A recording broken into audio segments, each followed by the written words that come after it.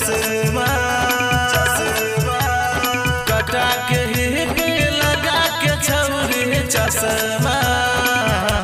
गजरा कटार लगे छो सीना जान मार लगे छो कटा के हिपी लगा के छौरी चश्मा कटा के हिपी लगा के छौरी चश्मा गजरा कटार लगे छो सीना जान मार लगे छो कटा के हिपी लगा के छौरी चश्मा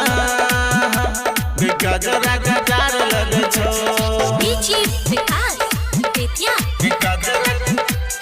गजरा कटार लगे छो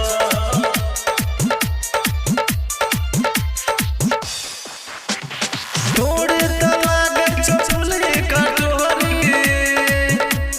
सीना कटरीना से कम नहीं छो गोरी सीना कटरीना से कम नहीं छो गोरी सीना कटरीना से कम नहीं छो गोरी चढ़ल जबानी पे भमरा तोरा लौटै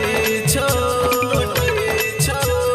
चढ़ल जबानी पे भमरा तोरा लौटै छो गजरा कटार लगे छो सीना जान मार लगे छो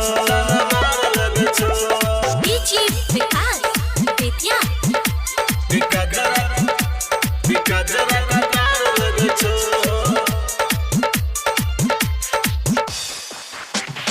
चलै छै रोड पर टहल जाइ छौ छौरा तोरा जवानी के नहीं छौ गई जोरा तोरा जवानी के नहीं छौ गई जोरा जवानी के नहीं छौ गई जोरा सूरज जितेंद्र कहै छौ कुछ तोरा सूरज जितेंद्र कहै छौ कुछ तोरा गजरा कटार लगे छो सीना जान मार लगे छो